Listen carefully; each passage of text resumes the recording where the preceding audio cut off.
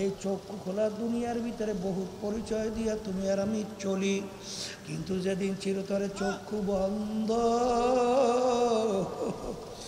তখন তুমি দেখতে পারবে তুমি অমুক তমুক সমুক খোদা না কাছতে একজন জাহান্নামের কয়েদি। এই জন্য আল্লামা জিলি রহমাতুল্লাহ আলাই লেখেন, কবরে যাইয়া মা পাওয়ার আগ পর্যন্ত নিজেকে নিজে একটা শুয়ারের চেয়ে ভালো মনে করা যায় না। ওমর ফারুক রাদিয়াল্লাহু তাআলা আনহু তার ইতিহাস পড়লে দেখবেন কানতে কানতে মাওলার ভয়, মাওলার আযাব গজবের ভয়, গালের ভিতরে দাগ পড়ে গেছিল।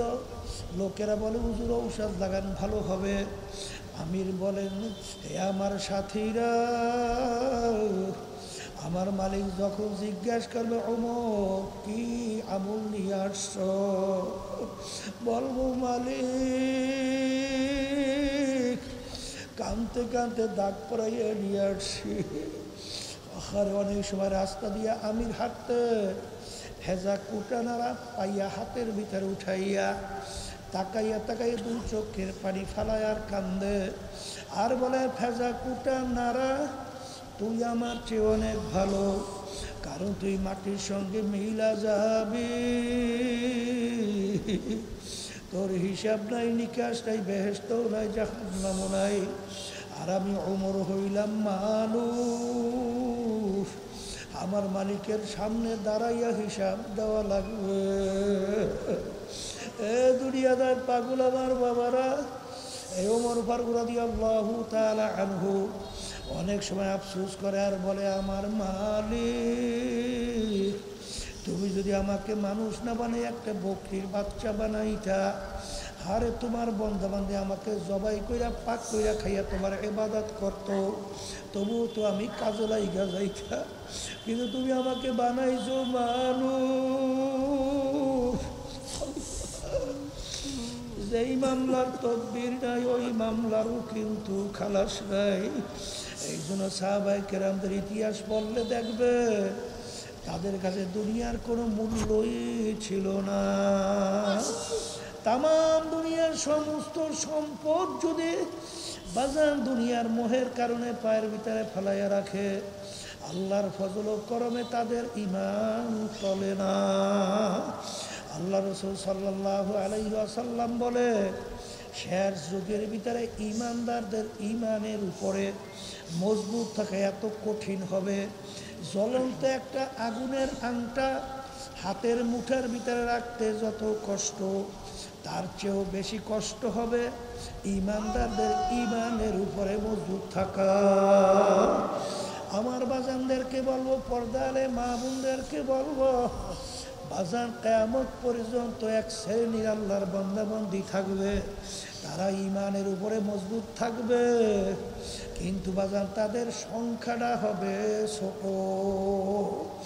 যত ছোট হোক না কেন, আমি তো আল্লাহর ফজল ও করমে নিয়াত করছি, ঈমানের উপরে মজবুত থাকতে চাই, যত বিপদ মুসিবত আসুক না কেন।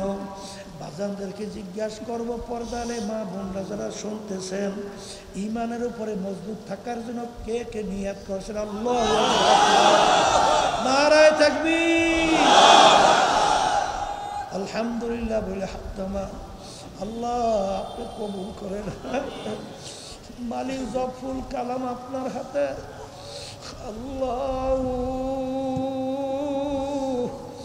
বাজান মায়ের কোলের দুধ পানকারী বাচ্চা, যদি মা তাকে দুধ ইচ্ছা করিয়া না দেয়, বাচ্চাকে দুধ জোর করিয়া মায়ের দুধ খাওয়ার শক্তি বাচ্চার নাই, কিন্তু যখন বাচ্চা ওয়া ওয়া কইরা কান্দে, মায়ের কাছ হাতের থেকে ঠাস কইরা পইরা যায়, মা বাচ্চার কান্না সহ্য করতে পারে না, দৌড়ে আইসা মা দেখে বাচ্চার তামাম শরীরে পায়খানা প্রস্রাবে ভরা। মা রাগ কইরা সন্তানকে আগুনেও ফেলায় না, পানিতেও ফেলায় না, ধোয়াইয়া পোষাইয়া কোলে নিয়ে আদর করে চুমা দেয়। ঠিক আমার বাজানদেরকে বলবো, মা সন্তানকে যত মায়া করে তার সে শত হাজার লক্ষ গুণ বেশি মায়া করে আমার মালিক বান্দা বান্দিকে।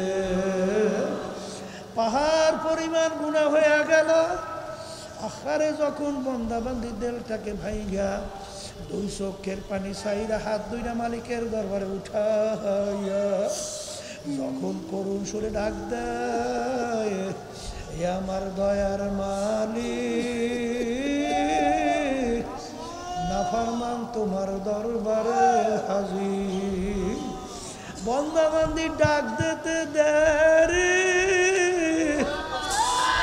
আমার মালিক বান্দা বান্দিকে টাইনা তার কুদরতি কোলের ভিতরে জায়গা দিতে দেরি করবে না। আসলে তুমি আর আমি এমন পর্যায়ে পৌঁছলাম, ইন্নাল ইনসানা লিরাব্বিহি লাকানুর। আমার মালিক বলেন মানুষ বড় নেমো খারাপ। ওয়ালানাবলুওয়ান্নাকুম, আমার মালিক বলেন অবশ্যই অবশ্যই তোমাদেরকে আমি পরীক্ষা করবই করব। এই তাকিদ দুইটা, হ্যাঁ, লামে তাকিদ নুনে তাকিদ। অবশ্যই অবশ্যই আমি পরীক্ষা করবই করব। পরীক্ষা পাস না কইয়া বেহেশতে ঢুকবেন, এই ঘুম নষ্ট করিয়া চিন্তা লাভ নাই। আল্লাহ বলছেন পরীক্ষা করবেই করবে। নবীরা পর্যন্ত এক পর্যায়ে দুই হাত আল্লাহর দিকে উঠে বলে, মাতা নাসরুল্লাহ, এ আমার মালিক আপনার সাহায্য কোথায়? এই অবস্থা না পইরেই বেহেশতে ঢুইকে গেলা। কিন্তু পরীক্ষা তো করবি, তাই পরীক্ষা তো মালিক করবে, এখন পরীক্ষা যেন বেকায়দায় না করে, কথা কয় না। এই জন্য সবসময় দোয়া করা লাগবে মালিকের কাছে, হিসাবান ইয়াসীরা, মালিক আপনি আমাদেরকে পরীক্ষা করবেন তো, সওয়াল করবেন তো, এমন প্রশ্ন কইরেন মালিক, ওই এইটা করছো, করছি, যা, কি কথা কয় না, এই এইটা কি নিয়ে আইছো মালিক, আপনার সাধ্য অনুযায়ী হুকুম মানার জন্য চেষ্টা করছি, যা, শেষ। আর যদি জিজ্ঞেস করে এইটা করছো কা, ওইটা করছো কা, জবাবদার ক্ষমতা আছে, আছে ক্ষমতা আছে। এই জন্য সবসময় দোয়া করতে হবে, মালিক আপনি আমাদেরকে হিসাবাই ইয়াসীরা, এমন সহজ হিসাব নেবেন যে সহজ হিসাবে এই পরীক্ষা যেন পাশ করিয়ে যাইতে পারি, কথা ঠিক না? ঠিক। এই জন্য আমার বাজানদেরকে বলবো, পর্দা আলে মা বোনদেরকে বলবো, এ আল্লাহর বান্দারা, কবরের যাত্রীরা, দুনিয়া কি শান্তির জায়গা? আর একটু আসতে বলে, শান্তির জায়গা আজ পর্যন্ত কেউ পাইছে? কেউ কোনোদিন পাবে? আর দুনিয়া দারুল মেহনে বালা, বালা মুসিবতের জায়গা, কষ্ট ক্লেশের জায়গা, পায় নাই কেউ, কোনোদিন পাবে না। যারা নাকি দুনিয়াকে মুখ্য মনে করছেন, আমি সেই বাজানদেরকে বলবো, পর্দা আলে মা বোনদেরকে বলবো, আল্লাহর হাবিব সাল্লাল্লাহু আলাইহি ওয়াসাল্লাম বলেন, দুনিয়ার জিন্দেগিটা এই মুসাফিরের মতো। কিসের মতো? আবার কর, কুন ফিদ দুনিয়া গরিব আও আবিরু সাবিল। এ আমার উম্মতেরা, তোমরা দুনিয়ার ভিতরে এমনভাবে জিন্দেগি বছর করো, মনে হয় যেন তুমি একজন রাস্তার পথিক, কথা কয় না? কির পথিক? আবার কয় না? এই ইব্রাহিম বিন আদহাম রহমতুল্লাহি আলাইহি, বলকের বাদশাহ, নাম শোনেন নাই? আগের যুগে বাদশাদের বড় মূল্য, বড় ক্ষমতা, বড় সম্মান ছিল না? আমাদের দেশে বর্তমানে প্রধানমন্ত্রী খারাই ঘরে গাইলে, এই দেশের কি আগের যুগে এটা ছিল? ওরে পাওয়ার, পাওয়ারে কোনো শেষ নাই। এই রাস্তার পথিক মুসাফির বাদশার দরবারে যাইয়া বলে, বাদশা রে, আপনার এই মুসাফির খানায় আমি একটু থাকতে চাই। কোন জায়গায় বলে? বাদশার রাজসিংহাসন। সেখানে যাই বলে কি এখন বাদশার ইজ্জত আছে। বাদশা বলে এই পাগলটা তুই কি কর, এইটা আমার রাজ সিংহাসন, তুই এইটাকে মুসাফির কেন বানাইছ, তুই তো আমার ইজ্জত নষ্ট কর, বললি কি? মুসাফির বলতেছে বাদশা ভুল হইলে মাফ চাই। বাদশা তাহলে মুসাফির খানা কাকে বলে, আর স্থায়ী বাড়ি আর রাজ সিংহাসন এর পরিচয়টা কি? বলে বাড়ি দরজায় ঘর দেখছো? বলে দেখছি তো। বলে ওইটা মুসাফিরখানা। বলে হুজুর ওইটার কাজ কি, পরিচয় কি? বলে পথিক রাস্তায় চলতেছে, সন্ধ্যা হয়ে গেছে, অস্থায়ীভাবে রাত্রি যাপন করছে, আবার পরদিন উঠা তার গন্তব্যের দিকে চলে গেছে। এইভাবে অস্থায়ীভাবে আসে যায়, তাকে বলে কি? হুজুর স্থায়ী বাড়ি কাকে বলে? বলে যেখানে সব সময়ের জন্য মানুষ বসবাস করে। বলে হুজুর বুঝতে পারছি, তাহলে দুনিয়া সৃষ্টির পরে এর থেকে তো আপনি মনে হয় এই বাড়িতেই আছেন, দুনিয়া সৃষ্টির পর থেকে আপনি এই বাড়িতেই তাইলে আছেন। তখন বাদশা বলে ওরে পাগলটার হলো ইয়ে মুসিবতেই পড়ছে। এই পাগল, আমার আগে ছিল আমার আব্বা। বলে হুজুর আপনার আব্বা কোথায়? বলে এই পাগল মুসাফির, এ তো কবরে গেছে। বলে আপনার আব্বাই কবরে গেছে, সে আসবে না? কি মুসিবতে পাগলটার লইয়ে পড়ছি। এই পাগল একবার দুনিয়া থেকে বিদায় নিয়ে কবরে গেলে আর কোনোদিন আসে? আসবে না। বলে আসবে না? না। বলে আপনার আব্বার আগে ছিল কি? বলে আমার দাদা। সে কোথায়? বলে সেও তো কবরে, সে আসবে না? না। বলে বাদশা আপনি মনে হয় চিরজীবন থাকবেন।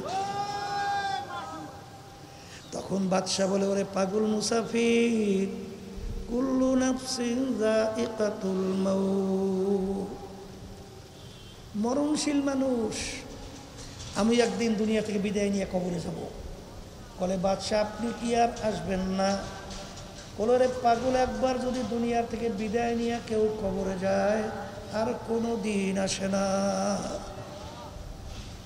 তখন মুসাফির ডাক দিয়ে বলে বাদশা আপনি আমাকে বলছেন বোকা, আসলে বড় বোকা তো আপনি। ও বাদশা, আপনার বাড়ির দরজায় মুসাফির খানা, একবার মানুষ থাইকা চলে গেলে আবার এসে ইচ্ছা করলে থাকতে পারে, কিন্তু আপনার এই মুসাফির খানা থেকে যদি একবার কেউ বের হয়ে যায় আর কোনো দিন আসে না।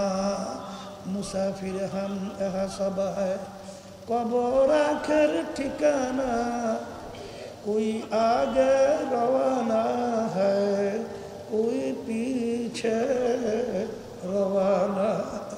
আল্লাহু আকবার। বলার সঙ্গে সঙ্গে বাদশার চিন্তার পরিবর্তন ঘটে গেল যে আমি এই শান শৌকত দিয়ে কি করব, আমি এই বাদশাহ দিয়ে কি করব, আমি এই সম্পদ দিয়ে কি করব, আমি এই সম্মান দিয়ে কি করব।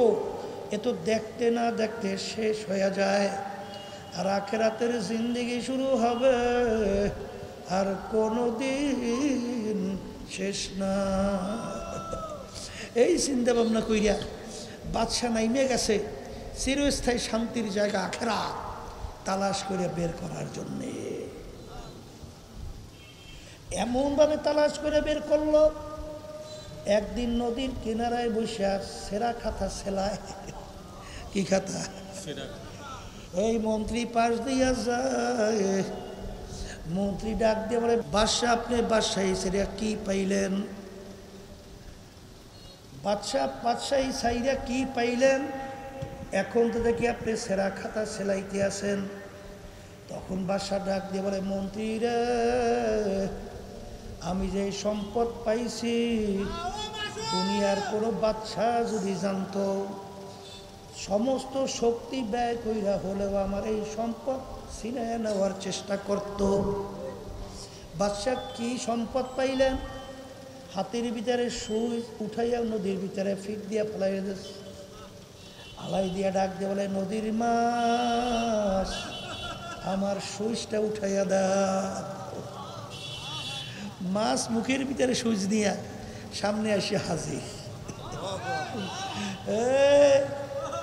মন্ত্রী কি পাইছি দেখছো? হ্যাঁ, हकीकत से तो दुनिया बेखबर है, हकीकत से तो दुनिया बेखबर है, दुनिया की नुमाइश पर नजर है, फसाओ फतारो इदिन कशफल गुबारो अफरासुन तहता रजल का आम हिमारो। ए बड़ लोक आमार बाबारा, হে ধনী আমার বাবারা, হে পীর মুফতি মুহাদ্দিস আমার বাবারা, হে চেয়ারম্যান মেম্বার এমপি মিনিস্টার আমার বাবারা, হে বড় সম্মানিত সেক্রেটারি সভাপতি আমার বাবারা, মাঝে মাঝে একটু চক্ষু বন্ধ করো, এরপর মোরাকাবা করো, তারপর কবরে রওনা করো। কারণ চক্ষু খোলা দুনিয়ায় বাজানে এক যুগের ভিতরে কেউ যদি ঘোড়ার পিঠে সওয়ার হইতো, সামাজিকভাবে সে সম্মানিত হিসেবে পরিচয় লাভ করত।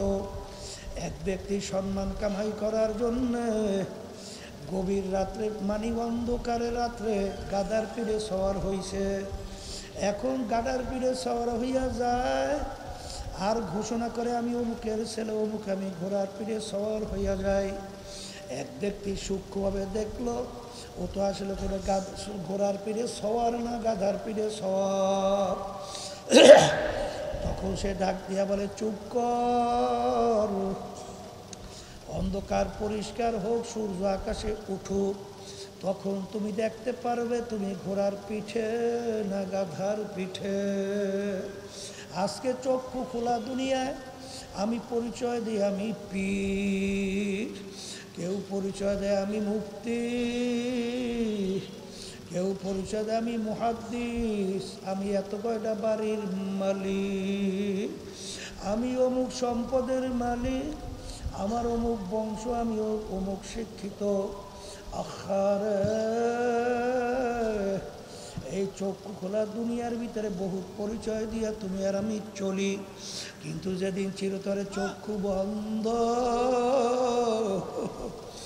তখন তুমি দেখতে পারবে তুমি অমুক তমুক সমুক না খোদা না কাছতে একজন জাহান্নামের কয়েদি। এই জন্য আল্লামা জিলি রহমাতুল্লাহ আলাইহি লেখেন, কবরে যাইয়া মাপ পাওয়ার আগ পর্যন্ত নিজেকে নিজে একটা শুয়ারের চেয়ে ভালো মনে করা যায় না। ওমর ফারুক রাদিয়াল্লাহু তাআলা আনহু, তার ইতিহাস পড়লে দেখবেন কানতে কানতে মাওলার ভয়, মাওলার আযাব গজবের ভয়, গালের ভিতরে দাগ পড়ে গেছিল। লোকেরা বলে হুজুর ঔষধ লাগান ভালো হবে। আমির বলেন, হে আমার সাথীরা, আমার মালিক যখন জিজ্ঞাসা করবে ওমর কি আমল নিয়ে আসছ, বলবো মালিক কানতে কানতে দাগ পড়াইয়া নিয়ে আসছি। আরে অনেক সময় রাস্তা দিয়ে আমির হাঁটতে হেজা কুটা নাড়া পাইয়া হাতের ভিতরে উঠাইয়া তাকাইয়া তাকাইয়া দুই চোখের পানি ফালায় আর কান্দে আর বলে, ফেজা কুটা নাড়া তুই আমার চেয়ে অনেক ভালো, কারণ তুই মাটির সঙ্গে মিলা যাবি, তোর হিসাব নাই, নিকাশ নাই, বেহেশতও নাই, জাহান্নামও নাই। আর আমি ওমর হইলাম মানুষ, আমার মালিকের সামনে দাঁড়াইয়া হিসাব দেওয়া লাগবে। এ দুনিয়াদার পাগল আমার বাবারা, এই ওমর ফারুক রাদিয়াল্লাহু তাআলা আনহু অনেক সময় আফসোস করে আর বলে, আমার মালিক তুমি যদি আমাকে মানুষ না বানাই একটা বকরির বাচ্চা বানাইতা, আরে তোমার বন্ধা বান্ধে আমাকে জবাই কইরা পাক কইরা খাইয়া তোমার ইবাদত করতো, তবুও তো আমি কাজে লাইগা যাইতা, কিন্তু তুমি আমাকে বানাইছো মানুষ। যেই মামলার তদবির নাই ওই মামলারও কিন্তু খালাস নাই। এই জন্য সাহাবায়ে কেরামদের ইতিহাস পড়লে দেখবে তাদের কাছে দুনিয়ার কোনো মূল্যই ছিল না। তামাম দুনিয়ার সমস্ত সম্পদ যদি বাজার দুনিয়ার মোহের কারণে পায়ের ভিতরে ফেলাইয়া রাখে, আল্লাহর ফজল ও করমে তাদের ঈমান টলে না। আল্লাহ রাসূল সাল্লাল্লাহু আলাইহি ওয়াসাল্লাম বলে, শেষ যুগের ভিতরে ঈমানদারদের ঈমানের উপরে মজবুত থাকা এত কঠিন হবে, জ্বলন্ত একটা আগুনের আংটা হাতের মুঠার ভিতরে রাখতে যত কষ্ট, তার চেয়েও বেশি কষ্ট হবে ঈমানদারদের ঈমানের উপরে মজবুত থাকা। আমার বাজানদেরকে বলবো, পর্দালে মা বোনদেরকে বলবো, বাজান কিয়ামত পর্যন্ত এক শ্রেণীর আল্লাহর বান্দাবান্দি থাকবে, তারা ঈমানের উপরে মজবুত থাকবে, কিন্তু বাজান তাদের সংখ্যাটা হবে ছোট। যত ছোট হোক না কেন, আমি তো আল্লাহর ফজল করবে নিয়াত করছি, ঈমানের উপরে মজবুত থাকতে চাই। যত বিপদ মুসিবত আসুক না কেন, বাজানদেরকে জিজ্ঞাসা করবো, পর্দালে মা বোনরা যারা শুনতেছেন, ঈমানের উপরে মজবুত থাকার জন্য কে কে নিয়াত করছেন? আল্লাহ নারায়ে তাকবীর, আলহামদুলিল্লাহ বলে হাতমা। আল্লাহ আপনি কবুল করেন। মালিক জফুল কালাম আপনার হাতে। আল্লাহ বাজান মায়ের কোলের দুধ পানকারী বাচ্চা, যদি মা তাকে দুধ ইচ্ছা করিয়া না দেয়, বাচ্চাকে দুধ জোর করিয়া মায়ের দুধ খাওয়ার শক্তি বাচ্চার নাই, কিন্তু যখন বাচ্চা ওয়া ওয়া করিয়া কান্না, মায়ের কাছ হাতের থেকে ঠাস করিয়া পইরা যায়, মা বাচ্চার কান্না সহ্য করতে পারে না, দৌড়ে আইসা মা দেখে বাচ্চার তামাম শরীরে পায়খানা প্রস্রাবে ভরা। মা রাগ করে সন্তানকে আগুনেও ফেলায় না, পানিতেও ফেলায় না, ধোয়াইয়া পোষাইয়া কোলে নিয়ে আদর করে চুমা দেয়।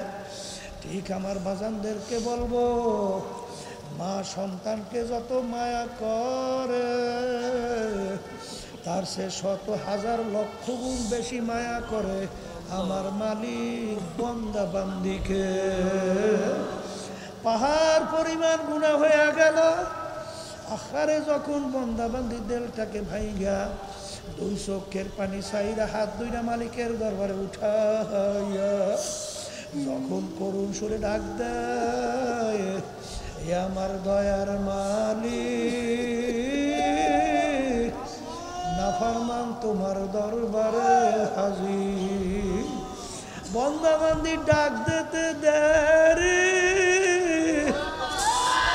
আমার মালিক বান্দা বান্দিকে টাইনা তার কুদরতি কোলের ভিতরে জায়গা দিতে দেরি করবে না। আসলে তুমি আর আমি এমন পর্যায়ে পৌঁছলাম, ইন্নাল ইনসানা লিরাব্বিহি লাকানুন। আমার মালিক বলে মানুষ বড় নেমো খারাপ। হাকিমুল উম্মাত আশরাফ আলী থানভী রহমাতুল্লাহি আলাইহি একদিন বয়ান করতে করতে হঠাৎ বইলা ফেললো, ওরে দুনিয়ার মানুষ, আমি মনে একটা কুকুরের চেয়েও খারাপ হয়ে গেলাম। হুজুর আপনি কুকুরের চেয়ে কিভাবে খারাপ হইলেন? আমরা অনেকে বাড়িতে কুকুর পালি, কুকুরকে আমরা কোনো ভালো জিনিসের ভাগ দেই না। আমরা গোশত খাইয়া হাড্ডি বাহিরে ফেলাই, মাছ খাইয়া কাটাগুলা বাহিরে ফেলাই। কুকুর হাড্ডি কাটা কাটা খাইয়া তার নিজের জীবনকে বাঁচায়। মালিক রাত্রে একটাই না ঘুমায়, কুকুর কিন্তু ঘুমায় না। কুকুর সারা রাত্র মালিকের বাড়ি পাহারা দেয়। আহারে মালিকের যেন কোনো ক্ষতি না হয়। দেখবেন ভোরবেলায় কুকুরের চক্ষু লাল হইয়া যায়। ওই সময় যদি মালিক কুকুরকে মারে, উচিত ছিল কুকুর মালিককে কামড়ানো। এর নেমো খারাম, তোর কোনো ভালো জিনিসের আমি ভাগ নেই নাই। তুই হাড্ডি কাটা ফেলাইলি, আমি খাইয়া নিজের জীবনকে বাঁচাই না এবং তোর বাড়ি ঘরও পরিষ্কার রাখলাম। তুই সারা রাত্র ঘুমাইলি, আমি কুকুর কিন্তু ঘুমাই নাই। তুই আমাকে মারো, তোকে কামড়াইয়া রাখবো না। কুকুর কিন্তু তা করে না, কুকুর ল্যাসটাকে পেটের নিচে ঢুকাইয়া কান ধরে একটু নিচের দিকে নামাইয়া চক্ষু ধরে একটু বুঝু বুঝু মালিকের দিকে করুণ দৃষ্টিতে তাকাইয়া ঘেউ ঘেউ কইরা কান্দে। মনে হয় যেন কুকুর বলে, হে আমার মালিক, তুমি আমাকে মাইরো না, তুমি আমাকে মাফ করে দাও। হাকিমুল উম্মাত আশরাফ আলী থানভী রাহমাতুল্লাহ আলাইহি বলে, ওরে দুনিয়ার মানুষ, কুকুরটাও মালিক চিনলো, আর আমরা আশরাফুল মাখলুকাত মানুষ হইয়া আমার মালিককে চিনলাম না। এ দুনিয়ার পাগল, আজকে মাঝে মাঝে একটু চক্ষু বন্ধ করো, তারপর মুরাকাবা করো, কবরে রওনা করো। আমরা চক্ষু দিয়া দেখি নেয়ামত আমার মাওলার, জবান দিয়া কথা বলি নেয়ামত আমার মাওলার, হাত দিয়া কাজ করি নেয়ামত আমার মাওলার, পাও দিয়া হাঁটি নেয়ামত আমার মাওলার, ব্রেন দিয়া পড়াশোনা কইরা ডিগ্রি অর্জন করি, ব্যবসা বাণিজ্য করে সম্পদ উপার্জন করি, নেয়ামত আমার মাওলার। সমস্ত নেয়ামত ভোগ করলাম আমার মালিকের, আর নেমুখ হারামি করলামও আমার মালিকের। এই জন্য আমার বাজানদেরকে বলবো, পর্দা আলে মা বোনদেরকে বলবো, কুল্লু নাফসিন যায়িকাতুল মাউত, প্রত্যেকটা জানদার একদিন না একদিন তার মৌতের শরাব পান করা লাগবে। ওয়ালাউ কুনতুম ফি বুরুজিম মুশাইয়াদা, কেউ যদি শক্ত পাথরের পাহাড় কেইটাও লুকাও, মালাকুল মৌত সময় মতো হাজির। এই জন্য আমার বাজানদেরকে বলবো, পর্দা আলে মা বোনদেরকে বলবো, বাজান রে মরণ তো লাগবি, মামলাও কিন্তু দুইটা। আখেরাতের মামলা সম্পদ গুছাইয়া তারপর দুনিয়া থেকে বিদায় নিয়ে কবরে রওনা করা লাগবে। আমার বাজানদেরকে, পর্দা আলে মা বোনদেরকে বলবো, এক শ্রেণী আমার বাজানরা দুনিয়ার মোহের ভিতরে পইরা এমন দলের সঙ্গে সম্পর্ক রাখে, যেই দল দুনিয়ামুখী, যাদের অপরাধ এবং যেই নীতি আদর্শ বাস্তবায়ন করতে চায়, মানব রচিত কুফুরি তন্ত্র মন্ত্র, বাজান তার সঙ্গে যদি তুমি জড়াইয়া দলভুক্ত হও, আমি কোরআনুল কারীম থেকে আয়াত শরীফ শোনায় রাইখা যাই, কে মানবা তা জানি না। আমিন বলেন, ইয়াউমা নাদউ কুল্লা উনাসিন বিইমামিহিম, কিয়ামতের ময়দানে আমার মালিক প্রত্যেকটা মানুষকে তার দলের নেতা নেত্রীর সঙ্গে ডাকবে। ডাইকে আমার মালিক বলবেন, তোর দলের নেতা নেত্রী যেদিকে যায় ওদের পিছনে পিছনে সেই দিকে চইলা যা। এক কথায় আমার মালিক বলছেন, তোর দলের নেতা নেত্রীর যেখানে জায়গা তোরও সেইখানে জায়গা। বাজার এই কথা কিন্তু আমি বলি নাই, কোনো পীর বলে নাই, কোনো মুফতি মুহাদ্দিস বলে নাই, আল্লাহ রাব্বুল আলামিন বলছে। আমি শুনাই রাইখা যাই, কে মানবেন তা জানি না, তবে বাজানদেরকে বলবো, যারা হারামকে হারাম মনে করেন না, ঘুষকে ঘুষ মনে করেন না, চাঁদাবাজিকে চাঁদাবাজি মনে করেন না, হারে ধোকাবাজি করে ব্যবসায় সম্পদ বাড়াইতে চিন্তাও করেন না, আমি সেই বাজানদেরকে বলবো, সম্পদ কার জন্য রাইখা যাও। আরে এমন তো একদিন আসবে যেদিন তোমাকে মাটির গর্তের ভিতরে রাইখা আসবে, তোমার সম্পদ নিয়ে সন্তানরা মারামারি কাটাকাটি করবে, তোমার কবরে যদি আমার মাওলা খবর না ওই কবর তো অন্ধকার হইয়া যাবে, ওই কবরে জাহান্নামের আগুন এসে ভইয়া যাবে, ওই জাহান্নামে 99 বিষাক্ত সাপ জমা হবে, দুইজন ফেরেশতা কিয়ামত পর্যন্ত গুরু দিয়া পিটাবে, তখন তোমার এই সম্পদ কোন কাজে লাগবে? এই জন্য আমার বাজানদেরকে বলবো, এত টাকা রাখবা কোথায়, কাপনে যে পকেট নাই, এ দুনিয়াদার পাগল আমার বাবারা, পর্দার আড়ালের মা বোনেরা, বাজানদেরকে বলবো, পর্দা আলে মা বোনেরা শুনতেছেন, কোরআনুল কারীম কিন্তু সত্য, আর কোরআন এবং হাদিসের বাহিরে কোনো বেহেশতের রাস্তা নাই। বাজানদেরকে বলবো, মন মতো চইলা কোনো সময় বেহেশতে যাওয়ার আশা করা সম্পূর্ণ স্বপ্নের, রুটি পিঠা হাঁসের গোশ খাওয়া, বাস্তবে কোনো দিন হবে না।